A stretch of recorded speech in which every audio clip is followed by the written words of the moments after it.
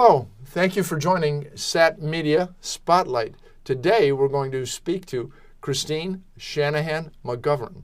She's a candidate for the Illinois State Senate, and we're going to spend some time with Christine, understanding why she's running, some things about the district, a little bit about why she would be an excellent choice for such a seat in the Illinois State Senate.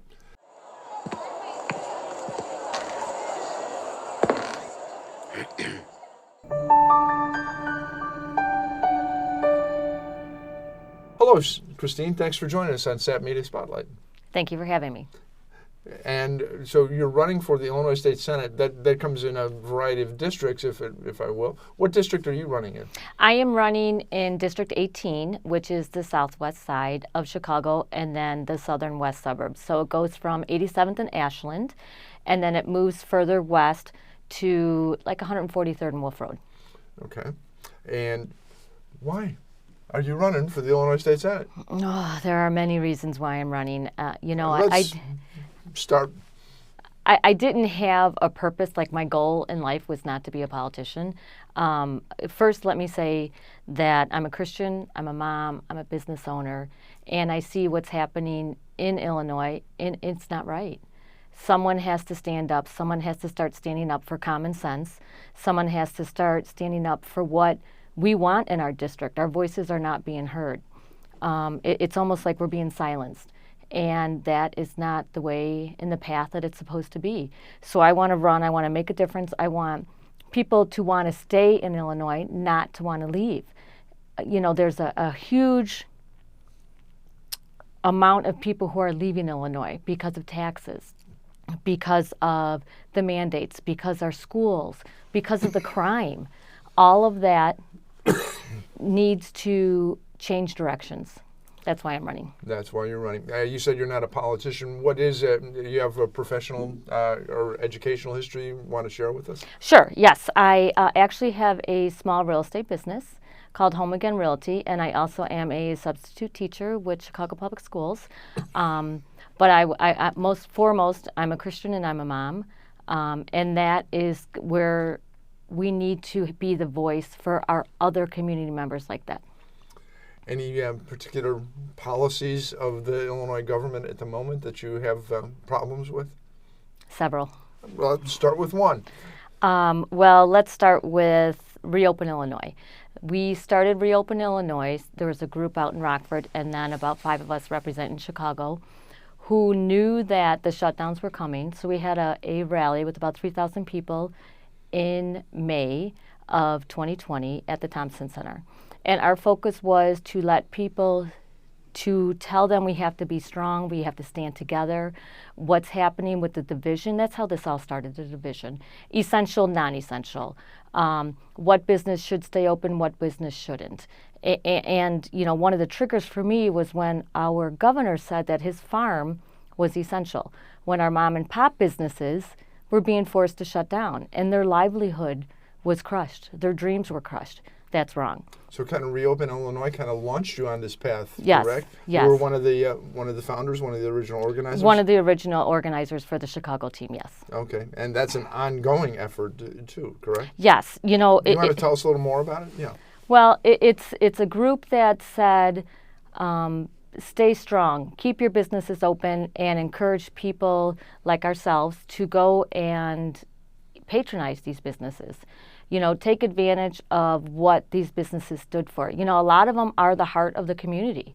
A lot of them have been there for years and decades, and it was important to have them stay open because that's part of what our community is. That's what's in our district. Our district is people who have invested in the community. It's not something that has all of these national retailers. It's the heart of it, of the district, of District 18, are mom and pop stores and restaurants that have been there for decades.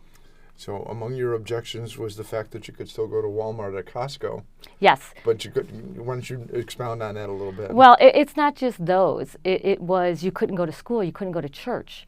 So through all of that, I became friends with pastors in different parts of the city, Pastor Purvis out in Englewood and Pastor Wilson, who was on the east side. And they stuck by their convictions. They stood by their faith. to keep their churches open.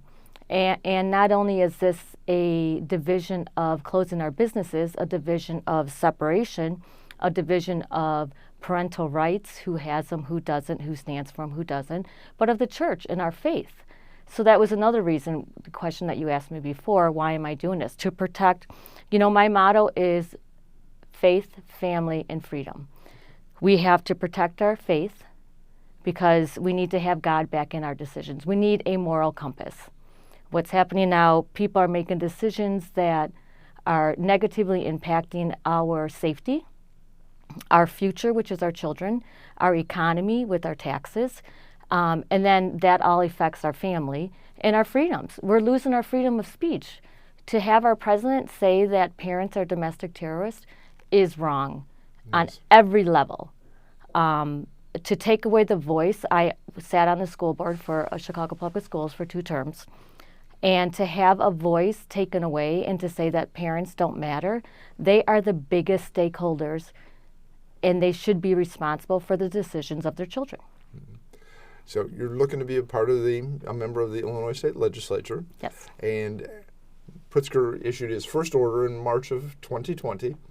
Ever since, the legislature has sat on its hands rather than take its rightful place in the separation of powers and the exercise of authority in the state of Illinois. I ask you the question. In terms of taking power back to the legislature that's been taken away by the governor while these people have rolled over, what kind of position would you take, and what kind of effort would you make to try and re-energize the legislature? Well, we have to remember how we got here.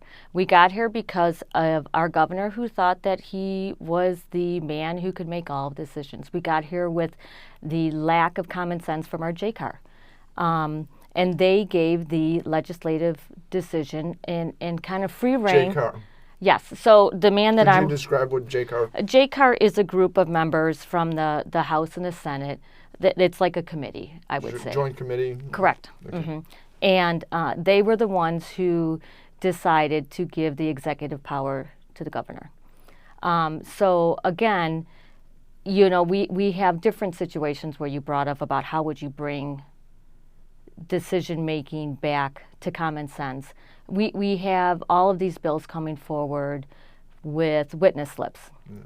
So many people fill out witness slips, but they go on deaf ears. Or they receive these thousands and thousands of witness slips, and then they change or they manipulate the words so that those witness slips cannot be used anymore. So there's no accountability for the legislators that are in there. They are not being a voice for the people. They're being a voice for who's putting money in their pocket. You have been found many legislative activities since you got involved in Rebuild Illinois. One of the ones that comes to mind, and you might want to expound a bit, was the amendment to the Health Care Right of Conscience Act. Yes.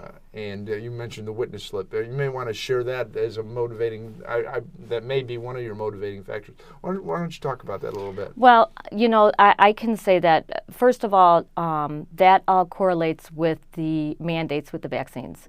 I am pro-choice with the vaccine. If you want to get it, get it. I myself am not getting it. It is my choice. It's my decisions. It's a parent's choice. You should not be denied entrance to a gym, to a restaurant, to a store because you don't have a vaccination. That's wrong. I am against that 1,000%. The Right of Conscience Act, so what it does, it was kind of a manipulation for people to not be able to have that right to decide what's best for them or not. So for me, I submitted a medical exemption that was denied, and I'm not taking the vaccine also because of medical reason. I have positive D-dimer, which means I am susceptible to blood clots. And we all are aware of, or if you do your research, aware of some of the side effects from that. The blood clot risk from exactly. the vaccines. Yeah. But unfortunately, CPS denied that, so I had to do the religious route. And what people don't realize is that is a mode to take away our freedom and our right to decide what is best for us. And going back, faith, family, freedom. That's what I stand for. That's what I'm going to fight for when I'm in Springfield. I'm going to be your voice because my voice is just like your voice. We are working for the same thing. We want safer streets. We want better schools. We want school choice. We want not to be taxed completely, to have the highest gas taxes, to have our income taxes go down, to have our property taxes go down. We don't want people to leave. We want to encourage businesses and people to come because Illinois is a fantastic state. We do, the common core of our members of Illinois, we have great values. It's Midwestern values. You know that. I mean, we were raised here. People always say, I lived in California many, many years ago, and they said, wow, you really are a Midwestern girl because you have those values. Yeah. And we need to just get back to those values. We need to get back to common sense. Somewhere common sense went out the window. And it's not too late. We can get it back. So in essence, if I may paraphrase it, then you can certainly expand upon it, you are in favor essentially of limited government. Correct. And relative to, you mentioned school choice as in passing. Can you expound upon how that fits in your mind and the way you would structure it if you had a contribution in the legislature on that? Yes. Well, going back to, when I was a parent, and I did find different things that I believed in and wanted to fight for. And one of the issues in Chicago was the longer school day. I was against that. I knew it was going to be a fiscal disaster. I knew that it wasn't going to increase any educational time in the classroom, which is what any kind of longer day should have been. And I know that every school has different needs. So there was a group of us, just moms. We got together. We said we need to fight this. And we did seminars, per se, in different areas around Chicago. And we educated the parents. And we became their voices. We had different meetings with the Tribune, with the Sun-Times, with the School Board of Chicago. Thankfully, they turned it down. But it's because people fought together and to show how the lack of common sense and the lack of structuring that was going to happen, that there was no money to pay for it. So I think that parents use parochial schools and private schools. I did both. I did public and private. And I think that with your tax dollars, they should follow where your children go.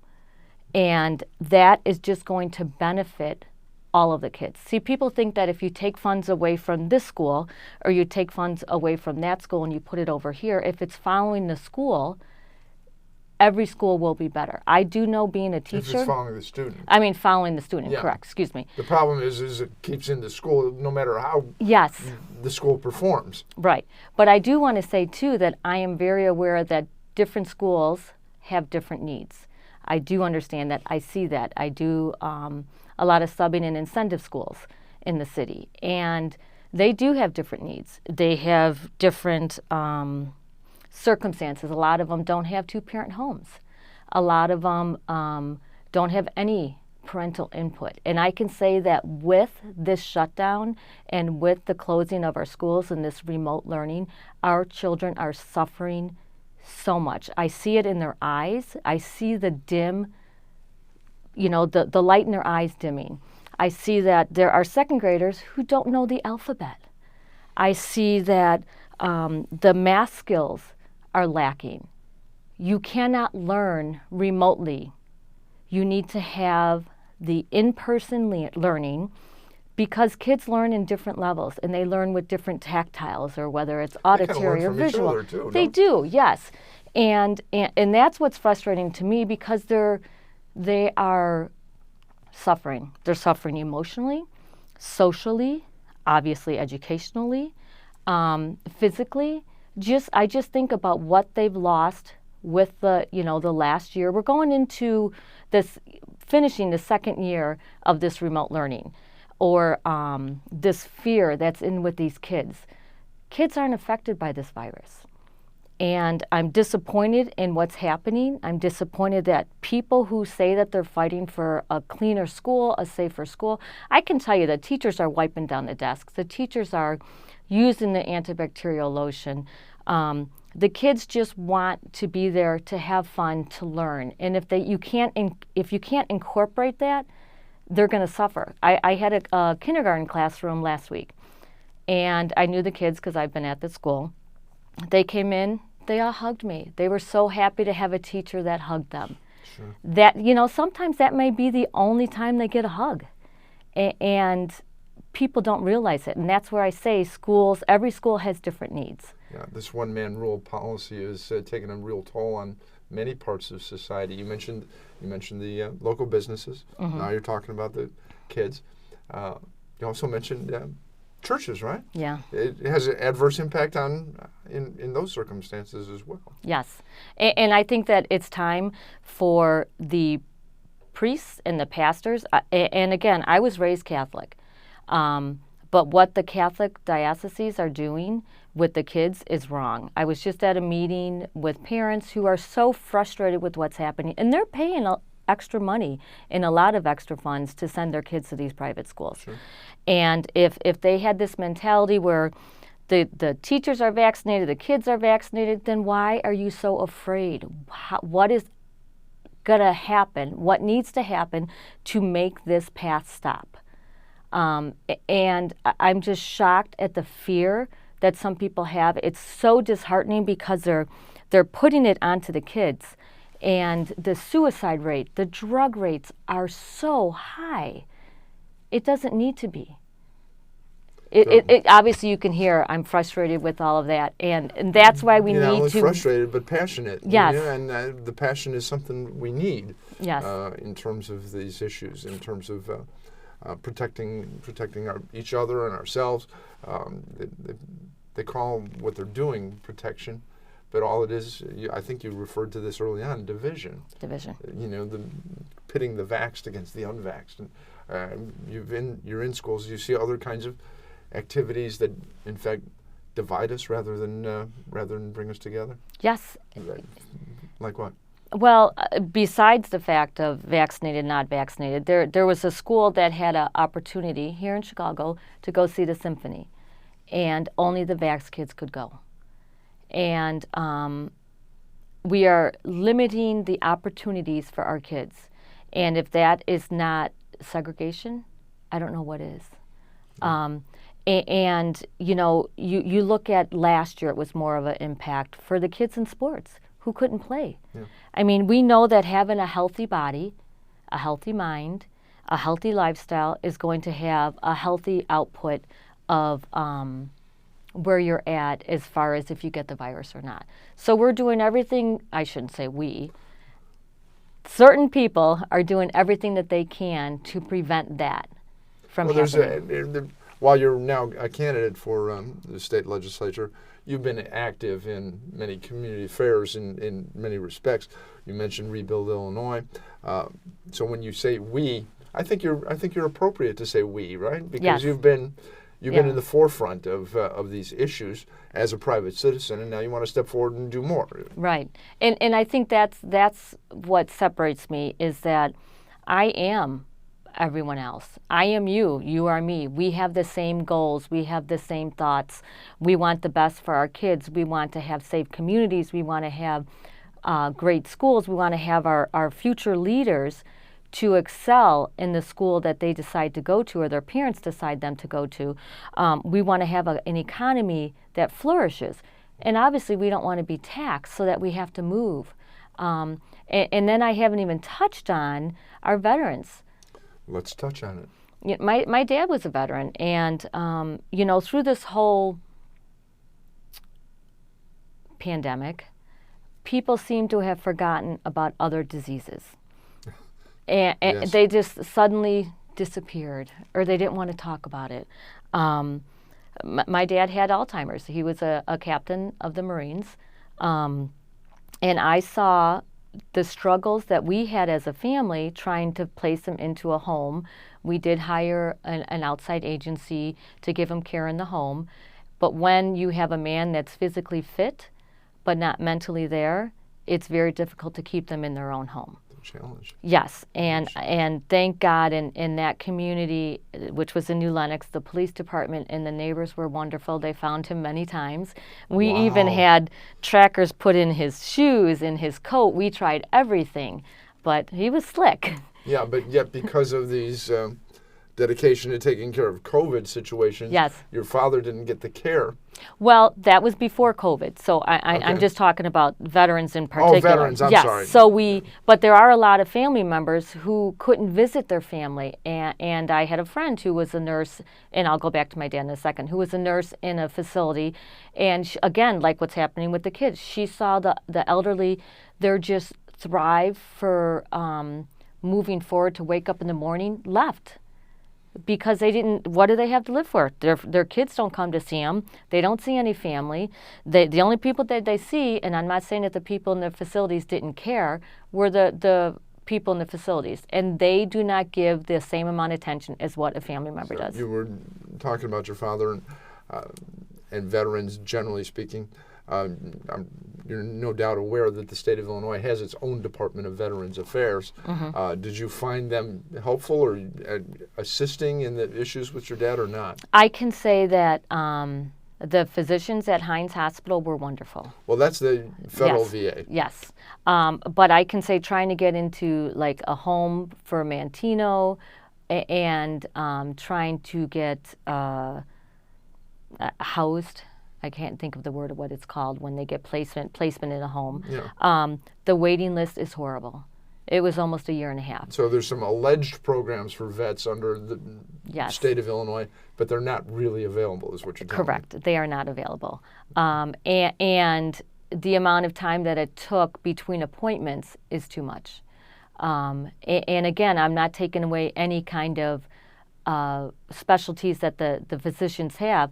There just aren't enough physicians. There's too many vets. So they need to outreach.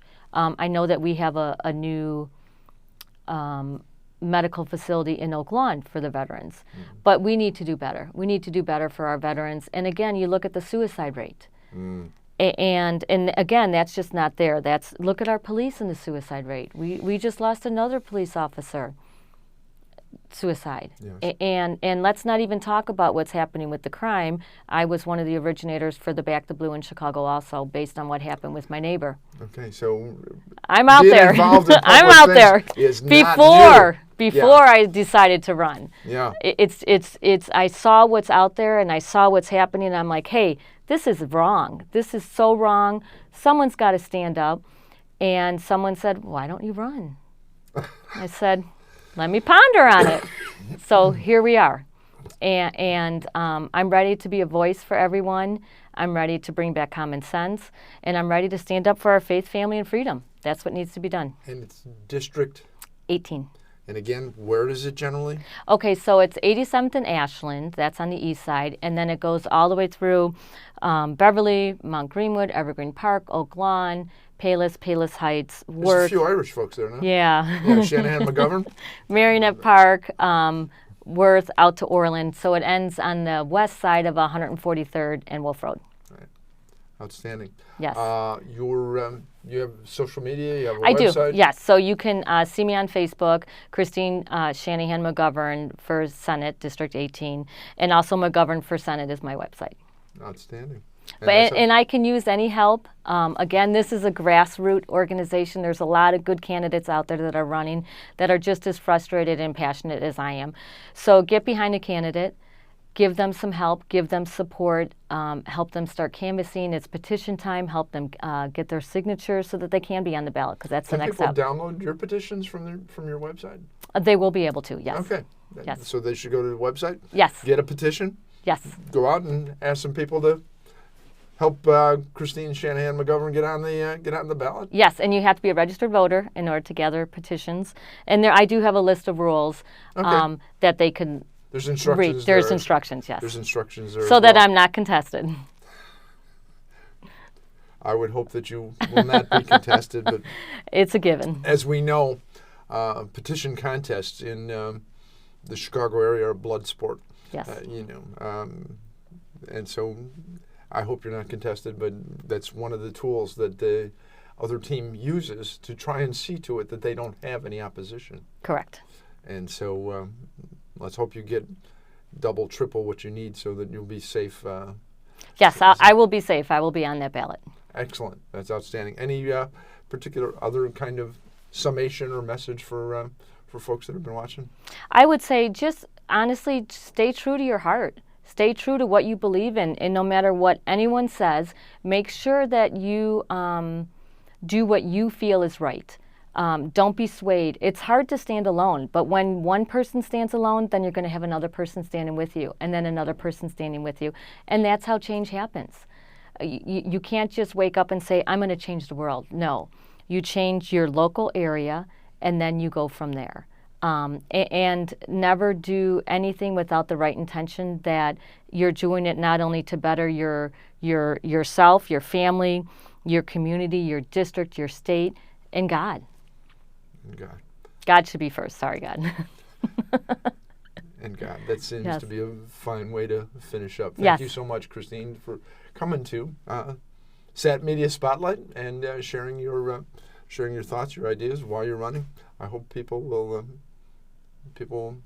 see it fit to get behind your candidacy. Yes. Thank you so very much. Thank you.